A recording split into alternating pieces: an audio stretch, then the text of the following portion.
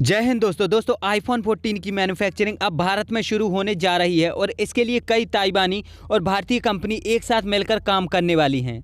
वो सिस्टम नहीं है। आप मुझे ये बताएं कि जब आईफोन मैन्युफैक्चर होगा, उसका असेंबलिंग होगी उसकी इंडिया में, तो फिर हम यहाँ इंपोर्ट करेंगे नहीं? हमारी तो इंडिया के साथ ट्रेड ही बंद है, इंपोर्ट एक्सपोर्ट हो नहीं रही। पहले भी ये था कि इंडिया से हम जो है ना वो हमारा इंपोर्ट एक्सपोर्ट नहीं होती, इंडिया से हम नहीं अदर कंट्री जैसे आईफोन के बगैर तो यहाँ के लोग रहे। दुबई से मंगवा लेंगे। ठीक है, वो मोबाइल पहले दुबई जाएगा, हाँ, उस पर टैक्स लगेंगे, बिल्कुल, बिल्कुल, फिर हम वहाँ से यहाँ मंगवाएंगे, लेकिन अपनी जिद में टैक्स को कम नहीं करेंगे। आप देखें 1 लाख से ऊपर टैक्स है।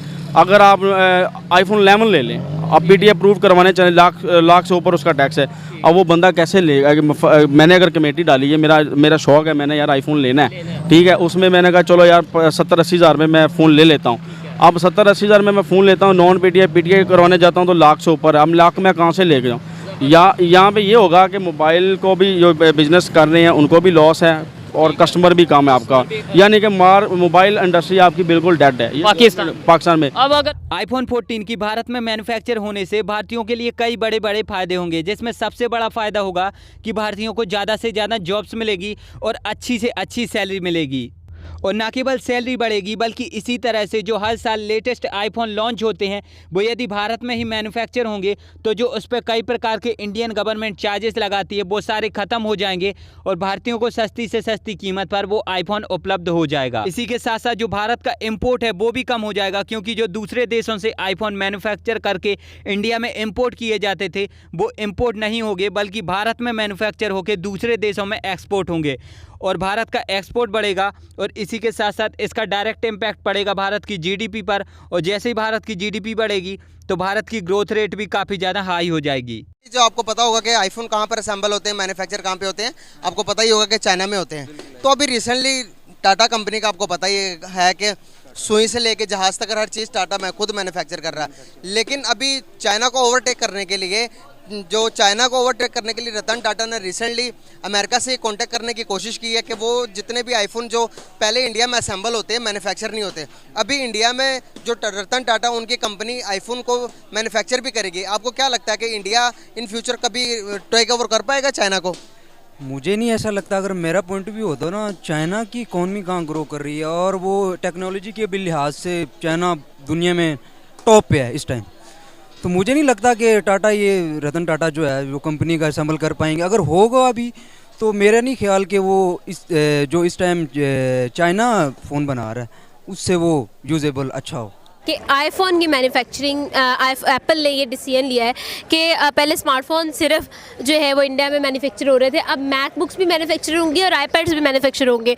इसके बारे में आपका क्या कहना है, क्या ओपिनियन है? इंडिया के लिए कितनी बड़ी न्यूज़ है ये? तो काफ़ी अच्छी बात है अगर इंडिया ने ये चीज़ स्टार्ट की है, और पाकिस्तान को भी चाहिए कि वो इसी तरह से ही करे, आगे अपनी आईटी को, इंडस्ट्री को आगे लेके जाए। जैसे इंडिया काफ़ी ज़्यादा आगे है इस चीज़ में और काफ़ी कुछ अच्छा काम भी कर रहा है वो ऑलरेडी। तो आपको क्या लगता है, इंडिया आईटी में इतना ज़्यादा ऑलरेडी सेल्फ सफिशिएंट है और इतना काम किया है इंडिया ने, और अब आके जो है एप्पल जैसी बड़ी फर्म्स जो हैं वो भी इंडिया को ट्रस्ट कर रही हैं, तो कितनी अच्छी बात है इंडिया की आईटी फील्ड के लिए, इंडिया के आईटी स्पेशलिस्ट के लिए कितना अच्छा है ये? इंडिया के लिए काफ़ी अच्छी चीज़ है कि आईटी में इंडिया और सॉफ्टवेयर इंजीनियर्स जितने भी हैं वो हमारे इंडिया में काफ़ी ज़्यादा आगे हैं, और आईटी के लिए भी इंडिया काफ़ी ऑलरेडी पहले डेवलप हो चुकी है, और अब मज़ीद अगर उन्होंने आईफोन के लिए किया तो ये काफ़ी अच्छी चीज़ है, अप्रिशिएट करना चाहिए इस चीज़ में इंडिया को। खबर है, बहुत बड़ी इन्वेस्टमेंट है। अगर ये कही जाए बिलियंस एंड ट्रिलियंस का मामला है तो गलत नहीं होगा। वारे न्यारे हो गए हैं भारत के और चाइना को भारत ने बीट कर दिया इस सिलसिले में। अब ये हालात का तकाजा है या बाकायदा जो है कोशिशें हुई हैं, एफर्ट्स हुई हैं, जो भी है जनाब, हुआ ये है कि Apple plans to cut iPhone 14 production lag between China and India जो है उसको ये काम दिया जा रहा है। ब्लूमबर्ग की खबर है ये, और उसमें ये बात सामने आ रही है, इसकी कुछ डिटेल्स आ रही हैं कि आईफोन 14 की जो मैन्युफैक्चरिंग है वो अब इंडिया के हवाले की जा रही है। इससे पहले किसके हवाले थी? ये चाइना के हवाले थी। और चाइना, बहुत सारी चीज़ें आ रही हैं सामने कि किस वजह से। वैसे तो ये कि वहाँ पे आप जानते हैं कि कुछ इस तरह की सिलसिले भी रहे, और अमेरिका और चीन के बीच जो इस तरह के ताल्लुकात इस वक्त मौजूद हैं, उसमें ये एक और भी बड़ी खबर बनती है। iPhone 40 to be manufactured in India, another report says. Shipping may start soon after China models. ये बात कही जा रही है। अब इसमें चाइना के लिए एक बहुत बड़ा धचका होगा और इसमें जो खबरें वो आ रही हैं, according to the report Apple is working with suppliers to ramp up its production in India and shorten the lag in manufacturing new iPhones in India which is usually 6 to 9 months later. और कुछ और details इसकी इस तरीके से हैं कि according to the report the first batch of India made iPhone 14 models will likely be finished in late October और नवंबर। और इसमें दायरे के जब इंडिया की तरफ से ये आ जाएगा ये वाला मॉडल और फिर पूरी दुनिया में जो है ये चलेगा और चाइना इसमें पीछे रह जाएगा या रह गया है।